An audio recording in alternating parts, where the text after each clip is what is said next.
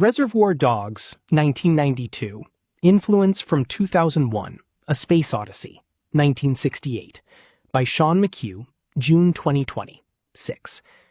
2001 is a key, if subtle, influence on Reservoir Dogs, from it being the foremost indication of one of the social elites or establishment's major people control strategies, with huge and necessarily subsurface critical content, and despite it being completely different.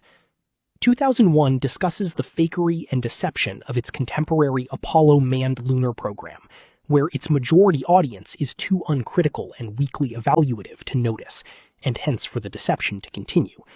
And in Reservoir Dogs, the similar level, if generic critical content, is likewise missed by its majority audience, as again justifying their downgraded treatment in real life. Both films operate as an outward entertaining story, plus essential and highly complex sub-story, where scripts and screenplays are invested with immense and even unique criticality on every level, including rich interconnection, symbolism, and background references, with characters carefully placed around them. Kubrick and Tarantino then also indicate they are under contract not to disclose the nature of their films and involvement in wider social engineering, although Kubrick provides both his film's own brilliance along with some critique of the elite, while Tarantino is only a simple frontman for his. Such films are funded by the elite to give moral clearance to their exploitation of society's lower tiers of privilege, with it being entirely the responsibility of the deceived to see that they're being deceived, and where if they lack the criticality out of being less conscious and hence of less value, then they don't matter. Exploiting and manipulating the masses has justification if critical insight and discussion is beyond them, and instead they accept it under their free will. The films are concerned with communication breaking down in multiple ways, in less conscious and more confused minds that fail to listen and understand, and instead where their awareness remains subliminal. Characters apprehend situations only in terms of the outward intellect and surface reasoning, rather than intuitive and direct understanding. Accordingly, the film's dramatic centers concern an ear being cut off by a figure showing psychosis directed towards a man, but who is then eliminated by that man's colleague. In 2001, the ear, as standing for critical ability, is particularly metaphorical as a giant antenna, or a brain or mind with two ears, that is untruthfully said to have a fault when only the mind behind it is the issue. In both films, interpersonal issues are recontextualized and repeated in layers of deception. The script is honed with drastic reduction to essentials, so that much of the content is only implied. There are deliberate and subtle continuity errors, and the uncritical characters are conflated with the audience in the need for them to think carefully in life as much as at the screen. Both films conflate themselves as cultural products with their critique of that culture, where in 2001, a rectangular monolith is a metaphor for television, cinema, or other audiovisual screens, and moronic respect for them with their propaganda and worldview creation. Similarly, in Reservoir Dogs, characters discuss the same cultural products that the film is part of, again to bring the audience in and undermine the artwork's separation from life. Other issues in 2001 appearing in Reservoir Dogs include the following. In 2001, the opening sequence is an overture of themes in the film to come, including antagonism, strategy, and enlightenment of mind, which becomes in Reservoir Dogs the breakfast overture of themes, including sexuality, betrayal, and subliminal rather than direct awareness. The opening apes sequence is an affront to the film audience, where a subhuman hominid tribe is compared with the ordinary masses discovering a television set in their living room, as where the apes live, and uncritically watching and looking up to audiovisual screens. The film tests the audience's ability to evaluate a wealth of subsequent psychological content, where viewers are either aligned with the majority low-ability apes or with the minority more capable single ape. This becomes in Reservoir Dogs the opening breakfast scene, as an affront to the film audience, where the characters are compared with the masses in being unthinking and offended by Mr. Brown's vulgar anecdote, and indeed where some typically walk out. The film similarly tests the audience with a wealth of subsequent psychological content, where the viewers are either aligned with the clueless characters heading for their demise, or comprise a minority who instead start to perceive. The central concern of alien monoliths as unexpectedly skewed vertical screens, symbolizing acceptance of mass media lies and propaganda, and hence an alien or false and deathly existence, becomes in Reservoir Dogs unexpectedly vertical coffins in the warehouse background for the robbery team, all meeting their deaths under the same inability to think and critique. On the ship to Jupiter, the hibernation pods, resembling coffins, plus the similar sleep pods, in reflecting most of their occupants soon to die, become in Reservoir Dogs coffins tinted in each of the robbers' colors, reflecting them soon to die. The monoliths as products of aliens and the film's focus, but where no aliens are then shown, becomes in Reservoir Dogs the robbery and the white-orange sexual relationship as the film's joint focus, but where neither are then shown. Then, vaginal tunnel and door imagery in the spaceships to the moon and Jupiter becomes in Reservoir Dogs phallic pole and column imagery throughout the film. Bowman in an orange suit in a sexualized white plus black tunnel also becomes in Reservoir Dogs, orange being surrounded by his concerns for his relationship with white, and in the washroom scene with an all-white background plus him wearing all black, as trying to be Mr. Black, or the worst or most treacherous of the wrongdoers, as Joe mentions in the planning meeting. Mr. Miller of Space Station Security with his short role as undercover agent for the Russians, where he tries to bring Floyd to them, as forerunner to Hal's main undercover or withholding role, becomes in Reservoir Dogs the unseen Long Beach Mike as undercover agent for the police, where he brings Orange to the Cabots as a reliable criminal, all as forerunner to Orange's main undercover role. The secretive Floyd, thinking he's deceiving the Russians over an epidemic, when they're deceiving him in only pretending to accept it to keep him feeling superior in order to find out more, becomes in Reservoir Dogs White thinking he's deceiving the others on the team over his relationship with Orange, when Orange is deceiving him over being an undercover policeman and keeping him feeling superior. In both cases, the deception carried out occupies the mind to the exclusion of not noticing its application back. Floyd and White, as senior figures, have blithe confidence that others use against them. The shifting background clothes, reflecting shifting deceptions between Floyd and the Russians, become in Reservoir Dogs shifting background coffins, reflecting White's hostility to Blonde, shifting to reconciliation. The reddish seating, as still the Russian Soviet socialist color, reflecting the group's underlying agenda to question Floyd, becomes in Reservoir Dogs the orange diner seating, reflecting Mr. Orange's underlying agenda, and everything the group says going to the police. The Moon Monolith briefing meeting has only its opening requirement shown, for those present to agree to a false cover story and security oaths as for the Apollo fakery, and not the meeting's substance. Accordingly, mono of monolith is a close anagram or alias of moon, where Apollo on the moon is only on a screen. This becomes in Reservoir Dogs the robbery planning meeting, where only the opening requirement is shown, for those present to use aliases and keep quiet about themselves, including reference to the actors' own non-disclosure agreements about the film, and not the meeting's substance. Security is also prompted by Joe wanting Blonde to cover up his previous sadism, homosexuality, and having been caught, while unbeknown to Joe, this further helps White and Orange with their own undercover homosexuality and Orange being an undercover policeman. The senior organizer makes an awkward presentation where those present are unimpressed by their normal activity being curtailed, as given with a white-lit background in 3 parts divided by 4 sets of drawn-back blue-black curtailing curtains. This becomes in Reservoir Dogs Joe awkwardly dissuading Blonde from working for him again, who is unimpressed after doing prison time for him, as given with a white-lit background in 3 parts divided by 4 sets of drawn-back blue-black curtains. Those then subject to monitoring for compliance also becomes Blonde being surveilled by the parole authorities. There's a spaceship crew of 6 men, comprising 3 active members of 2 human crew and a male persona computer, as somewhat mechanically speaking and disembodied, plus 3 hibernating crew.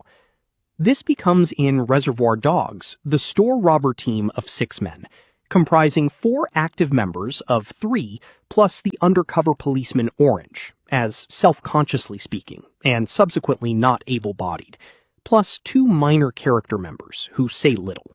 The undercover computer Hal, carrying out the unexpected killings of Poole and the 3 hibernating crew, plus the attempted killing of Bowman, becomes in Reservoir Dogs undercover Orange, carrying out the unexpected killings or shooting of Blonde and the carjacked woman, plus having responsibility for the deaths of the 2 minor characters, Brown and Blue, plus many others. The computer screen announcements for the deaths are in white on orange and white on red that convert to Orange's orange and red blood on his white shirt, along with his blood on White's shirt. Hal harboring a background agenda out of his handler's misguidedly deceptive plans, which develops a logic of traitorous deception, while also having justification out of the crew's failure to notice, becomes in Reservoir Dogs Orange the traitor, who out of his handler's misguidedly deceptive plans causes deaths, while also having justification out of the team's failure to notice. The Jupiter mission, with its purposes initiating from the moon monolith being withheld from the human crew, then causes deaths. This becomes in Reservoir Dogs the sting plans being withheld from both the store and the rest of the police department, which respectively sets off the alarm to prompt Blonde's killings, and sends the unwitting second wave of police that includes Nash, who gets abducted and killed. Hal has a vertical, rectangular, and monolith-shaped fixture, which, like audiovisual propaganda screens, the crew shouldn't be believing, including a bulb behind a lens creating an orange effect. This becomes in Reservoir Dogs the vertical rectangular white lens with an orange light behind in the back of Eddie's car, where Mr. Orange is sitting, as Mr. White sitting in the front, thinking in the back of his mind with misgivings about Orange and who he shouldn't be believing. This is when Pink speaks in the same subliminal awareness of white women as gay Mr. White, putting up with more mistreatment from their partners than black women. The 2 men in a close relationship within a contained spaceship environment, dealing with deceit from their computer, becomes in Reservoir Dogs White and Orange in a gay relationship within a sequestered criminal group, instead dealing deceit to others, both as lovers and robbers. The bromance becomes a romance. Bowman's counterpart Poole, in only white trunks, white socks, and white shoes, while seeing his environment through orange goggles, becomes in Reservoir Dogs Orange's counterpart White, seeing his environment through his relationship with Orange. For both Poole and White, their restricted thinking and vision bring their demise. The 3 wrong-headed excursions outside the spacecraft, taken by Bowman to get the communications unit, then Poole to get it back, then Bowman again to get Poole, become in Reservoir Dogs the 3 wrong-headed excursions outside the warehouse, taken by Blonde, White, and Pink to get Nash, then Eddie, White, and Pink to get the diamonds, then Blonde to get the petrol can. Moreover, the 2001 first and last excursions have shots of the characters both inside and outside the door, while the middle excursion has only an outside shot, which becomes in Reservoir Dogs the same, except that the middle excursion has only an inside shot. Hal showing psychosis towards and killing a crew member, then being eliminated by his colleague when in an orange suit and bathed in orange light, becomes in Reservoir Dogs Blonde showing psychosis towards and almost killing a policeman, then being eliminated by his colleague, Orange, again with orange blood over much of him. Bowman, at the end, gaining metaphorical understanding about deceptive screens, and Apollo, while hence having his mind erased and transformed into a white fetus. Becomes in Reservoir Dogs, white. At the end, hearing from Orange he's an undercover policeman, and gaining understanding about deception, while hence having his world erased. The fetus, or baby, becomes in Reservoir Dogs the baby in White's carjacking that Orange mentions, plus Orange taking the baby's place, lying on the back seats next to the crib, as well as behaving as one in his immature responses and interests. The Renaissance wall paintings in the room at the end become in Reservoir Dogs Joe's office painting, Saint Sebastian, Vienna version, by Andrea Mantegna of 1459, although the love scenes become a torture scene. The extreme complexities and power relations are reflected in the room at the end by the chessboard-style grid of square white floor tiles of 8 by 10, but sometimes framed by the camera as 8 by 8, in line with Howe and Poole playing chess and the Russian man having a famous chess player's name, along with Kubrick being a strong player. This becomes in Reservoir Dogs similar complexities reflected by the rear half of the warehouse for its main drama, having the same 8 by 10 square floor tiles, but again with action at a height of complexity on Eddie's arrival after the robbery, framed by the camera as 8 by 8. The drama in this space often involves white, but here the tiles are a dark color. The space station ceilings have the same white design for Agent Floyd's first meeting, which becomes in Reservoir Dogs the evening diner's white square ceiling tiles for Agent Orange's first meeting in story order, while the warehouse side room main wall is also white square tiles. The dialogue light film, however, becomes in Reservoir Dogs dialogue heavy. There are 3 screen announcements over image backgrounds of The Dawn of Man, Jupiter Mission 18 Months Later, and Jupiter and Beyond the Infinite in white lettering, but in one font for the first and a different font for the second 2. These become in Reservoir Dogs the 3 black screens announcing the gay men, in white lettering in one font for Blonde and a different font for the other 2, as being the couple White and Orange. The white lettering color relates to White as the senior figure. The 3 black monolith screens at the start, intermission, and end, in parallel with the Apes, Moon, and Jupiter monoliths in the story's main part, again become in Reservoir Dogs the 3 black screens announcing the 3 gay men. There are 2 more black screens for the spoken radio announcements for the songs After the Breakfast, as related to White and Orange together, plus for the truck extravaganza after Blonde's office meeting, as related to his torture scene. The 3 men are also the team's 3 foremost Mr. Blacks. The protagonist Bowman, reflecting on himself to his reflection in a mirror in his orange protective spacesuit, with his metaphorical realization of false screens and Apollo as propaganda, becomes in Reservoir Dogs Mr. Orange, reflecting on himself to a mirror, with his protective false layers of robber alias, undercover policeman, and incognito sexual relationship.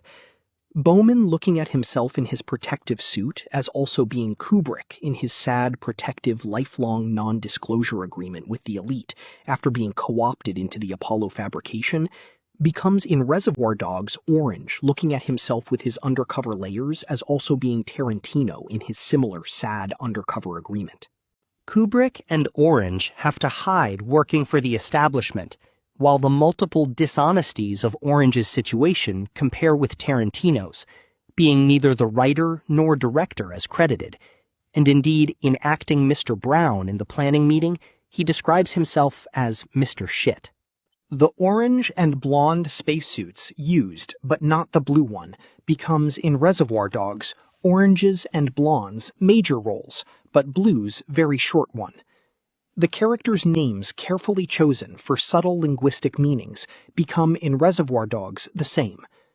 The pyramid capstone diamond shapes as elite power in the Stargate sequence, along with monolith, meaning single stone, become in Reservoir Dogs the stolen diamonds referred to as stones, while Smoky Pete's Bar and St. Petersburg in Florida, as mentioned, also have the root petter, meaning stone or rock. A Space Odyssey having 13 letters as a Masonic or secret society number becomes in Reservoir Dogs again 13 letters. Then the 6 pre-existing works of art music, carefully selected to provide acute hidden meaning for specific sequences, and with the rest silence, become in Reservoir Dogs 6 pre-existing works of popular music to provide acute hidden meaning for 6 separate scenes, and with the rest silence. The closing music, The Blue Danube, plays for 8 minutes as the complete work minus its 1.5-minute introduction, to the final credits on a black background, taking just under 4 minutes, and followed by only a black screen of just over 4 minutes, as also comparing with the 4-minute opening and intermission black screens and music. This becomes in Reservoir Dogs the closing music, Coconut playing for just under 4 minutes, as the complete work minus its 5-second introduction, to the final credits on a black background that matches the scrolling credits' arranged length. The opening final credit in each case is also for the director. The closing music of a waltz tests the audience with seeing the central hidden issue, as suggested before, obliquely taken away again, of Apollo being faked, and hence leading to more oppression, and not liberty and widened perspectives from space travel. This becomes in Reservoir Dogs the closing music testing the audience with seeing the central hidden issue of Orange as lonely, then finding a relationship, but which instead makes his life worse in getting shot in the belly, as he says, and then ending it. The lyrics are a doctor, as Eddie says he'll find for him, prescribing for someone with bellyache the same thing that caused the ache. Moreover, of the musical works, the opening Atmospheres becomes in Reservoir Dogs the romantic atmosphere around white and orange. The Requiem becomes the mortuary, coffins, hearse, and deaths. Lux Aeterna, or eternal light for a requiem, becomes white and orange united in death forever. Gaiane, for a wife's lament over her husband's embezzlement of public money, becomes white's lament over orange's betrayal for his police money. Thus spoke Zarathustra, with its Apollonian and Dionysian mentality, becomes the intellect mistakenly over the intuition. And the Blue Danube waltz for circuitousness not perceived by the audience becomes Mr. Blue for meaninglessness in his very short role and rapid death. Lastly, there is further influence from other Kubrick films, including the next, A Clockwork Orange of 1971, that becomes in Reservoir Dogs Mr. Orange, with his confusions of mind leading him on by clockwork. A woman all in orange, including shoes, belt, and hair, hesitates by a mirror to open a door with a chain, where the protagonist, all in white, bar hat, and shoes, waits outside to rape and kill her. This becomes feminine orange, once again hesitating by a mirror near a door, where he leaves to meet his sex partner white waiting outside, who will soon kill him. The floor plus ceiling here are again chessboard-like grids, while the protagonist has a parole officer, as does Blonde.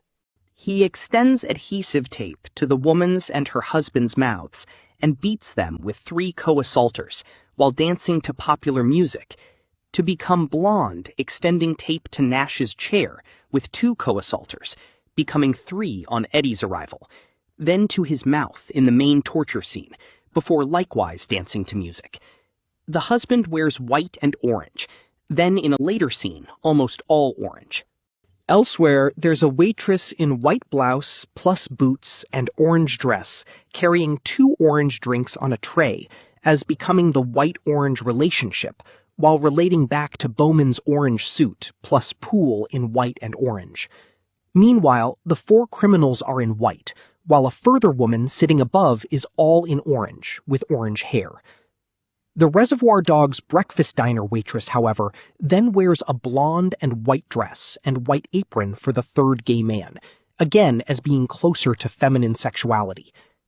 The Clockwork Orange waitress also has blue hair for the white-orange ultimate meaninglessness from Orange's betrayal and their deaths, while the diner waitress has gray hair and glasses for the intermediate homosexual condition. Moreover, the British film Made in Britain of 1982, starring the Mr. Orange actor, compares with Clockwork Orange in forcing an independent mind to conform to society. In The Shining of 1980, which again addresses the Apollo fakery, there's a washroom scene in stark orange and white colors, in the protagonist's imagination talking to a waiter, where past deaths are addressed as potentially repeating in the future. This becomes, in Reservoir Dogs, the washroom scene where orange stands within stark all-white colors for his enveloping relationship with white, in his some-story imaginings of a potential future subliminally perceived that he's heading towards, all within his fictional drug story his manager gives him. Similar shot angles are used. Furthermore, the waiter's tray of blonde advocaat drinks and blonde food, comparing with the Clockwork Orange tray, as placed to the side becomes the blonde mop to the side, as orange leaving blonde aside for white. And moreover, the most famous brand of advocaat has a blonde bottle with an orange top, plus white on orange lettering. The waiter, as mostly in black, also compares with orange as Mr. Black, while his contrasting white shirt and gloves compare with situations that should be black and white to the characters. He uses the word nigger for a black African American, which is then used by White, Eddie, and Pink, while that sole black character would cause trouble for the protagonist, all as Orange's black manager does for him. The Shining protagonist talking to the waiter as himself also becomes Orange's soliloquy with the sheriffs, who are really in his story, but which is fake and imagined, and then the sheriffs talking to themselves only in his imagination, beyond the story. Orange listens to sheriffs as public servants, comparable to waiters, speaking of a man almost getting shot dead in the face, and which then happens to him in reality. Moreover, the Clockwork Orange and Reservoir Dogs waitresses and the Shining waiter compare with Tarantino as waiting on his elite employers, and who he doesn't tip off to others, in accord with Pink arguing against tipping waitresses, reversed here as waitresses who don't tip. The real Tarantino man is essentially killed off by his agreement. Accordingly, Kubrick's earlier film, The Killing of 1956, influences the Reservoir Dogs plot. While these two films are Kubrick's and Tarantino's first major ventures made at the same age of 28, some themes, symbols, and names also repeat across Kubrick's films, as they do across Tarantino's. Any thoughts or questions?